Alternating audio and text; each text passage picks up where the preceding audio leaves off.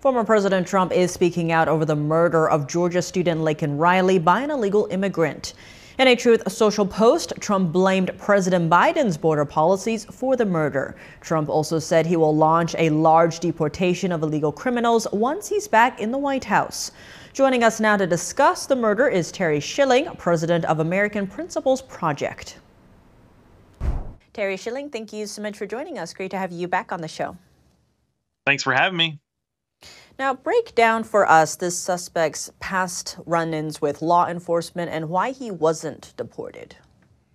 Well, it's unclear just to the extent that he had committed several crimes, but he had been arrested by New York City police. And the real problem is that the state of New York has what's called a sanctuary city law, which means that the local officials, local law enforcement is barred from cooperating and sending these types of migrants or illegal immigrants to federal officials. And so typically how this process works is once detained or once arrested, they will send the information to ICE, and then ICE can decide if they want to deport them or not. If they do, they then give a detainment order. Well, in this situation, the New York City police did not hold Ibarra long enough for ICE to give the detainment order. But even if the ICE had given the detainment order, they still would not have cooperated because they are legally barred from doing so. This is a nightmare, and it is all created because of these sanctuary city laws.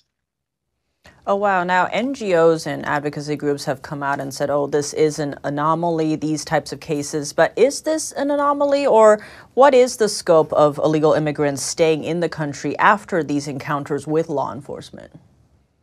Well, before this interview, I was brushing up, and I actually have found that this is not an anomaly whatsoever. As in 2018, there was research that came out that showed that 64% of federal arrests, now this is not local arrests, this is arrests from federal law enforcement agencies, 64% arrests were illegal immigrants. And that is a really shocking number because illegal immigrants only make up 7% of the U.S. population. This is not an anomaly. This is a pattern, and it's not just a pattern, it is a pandemic.